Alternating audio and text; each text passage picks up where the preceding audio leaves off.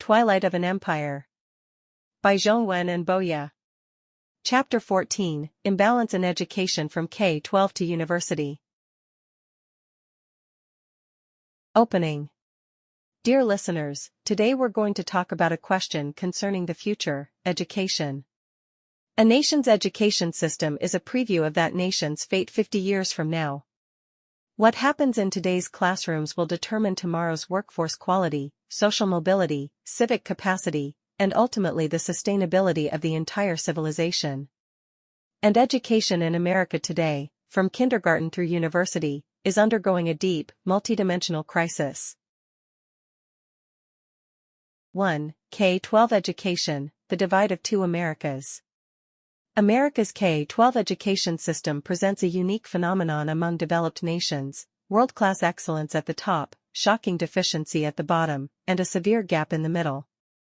America's elite private secondary schools, such as Phillips Exeter Academy and Choate Rosemary Hall, are second to none globally in teaching quality and resources. Their students receive not only rigorous academic training but also comprehensive education in critical thinking, leadership, arts, and civic literacy. Tuition runs from $60,000 to $80,000 per year, and attendees are drawn overwhelmingly from the nation's economic elite. In stark contrast stand the public schools of America's inner cities and rural areas. Many of these schools are housed in dilapidated buildings, suffer from severe teacher shortages and material deficiencies, and serve students burdened by poverty, family breakdown, and community violence. A significant proportion of children in these schools cannot read or do math at grade level even by 8th grade. The core mechanism driving this gap is the way American public schools are funded. Public school funding in the U.S. comes primarily from local property taxes, meaning schools in wealthy communities have abundant resources, while schools in poor communities are chronically underfunded. This system directly translates socioeconomic inequality into educational inequality, perpetuating a vicious cycle of intergenerational poverty. 2. The curriculum wars, schools as cultural battlefields. In recent years, American K-12 education has faced another crisis. It has become one of the most intense battlegrounds of ideological warfare. Disputes over curriculum content have reached a point where educators are nearly paralyzed. Conservative activists oppose the teaching of critical race theory in schools, resist the introduction of LGBTQ+ related content, and demand a return to patriotic education. Progressive activists, meanwhile, push for multicultural curricula, demand a re-examination of historical narratives, and insist that slavery, colonialism, and racism be placed at the center of American history education. The victims of these curriculum wars are the students. When teachers fear that covering certain topics will provoke parental complaints or political attacks, when school board decisions are driven by partisan politics rather than educational expertise, and when book bans spread across the country, the education children receive becomes a product of political struggle rather than a foundation for intellectual growth. 3. The higher education bubble and its crises.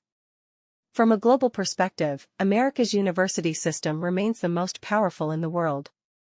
Harvard, MIT, Stanford, the University of Chicago, these names are still synonymous with global academic excellence, attracting the finest students and researchers from every corner of the planet. But beneath this glossy surface, American higher education faces a profound structural crisis. First is the skyrocketing cost of tuition and the explosive growth of student debt. Today, tuition plus room and board at top-tier private universities exceeds $80,000 per year. Over 4 years, that's more than $300,000, equivalent to a decade's income for many American families. Even at public universities, tuition has risen far faster than inflation and household income over the past 30 years. As a result, total outstanding student loan debt in the U.S. has surpassed $1.7 trillion, making it the largest category of personal debt after mortgages, crushing an entire generation's economic prospects before they even begin. Second is the growing mismatch between university credentials and labor market needs. Millions of young people spend enormous sums and 4 years obtaining degrees of limited value in the job market, graduating unable to repay their loans or find work commensurate with their educational investment. At the same time, there is a severe shortage of skilled tradespeople, plumbers, electricians, CNC machine operators. Society's overwhelming preference for four-year degrees has led to the systematic atrophy of vocational education. 4. Ideological conformity in universities. America's elite universities face an even deeper crisis: ideological monoculture. Research shows that at the top liberal arts colleges and universities across the country, the ratio of self-identified progressive or left-leaning faculty to self-identified conservative faculty is between 12:1 and 16:1. This extreme ideological imbalance poses a fundamental threat to the core mission of universities: the cultivation of critical thinking, the clash of diverse perspectives, and the questioning of established assumptions. When students spend 4 years exposed to virtually only one political worldview, when dissenting students or professors face social pressure, and when the concepts of safe spaces and microaggressions begin to constrain normal academic debate, the university ceases to function as a marketplace of ideas and degenerates into a training camp for a particular ideology. This concern is not limited to conservatives. A growing number of liberal scholars have also begun to voice alarm over the erosion of academic freedom. 5. The teacher shortage, a crisis within the crisis. Running through every level from K-12 to higher education is a deepening teacher shortage crisis. The COVID-19 pandemic accelerated the early retirement of large numbers of experienced teachers. At the same time, the willingness of young people to enter the teaching profession has continued to decline under multiple pressures: relatively low pay, diminishing social status, and increasing classroom management challenges. In many states, teacher shortages have become so acute that unqualified substitutes are being placed in full-time positions. This crisis hits poor communities far harder than wealthy ones, because in under-resourced, low-paying districts, teacher retention rates are already much lower. The education gap widens further as a result. Conclusion. Education is a nation's investment in its future.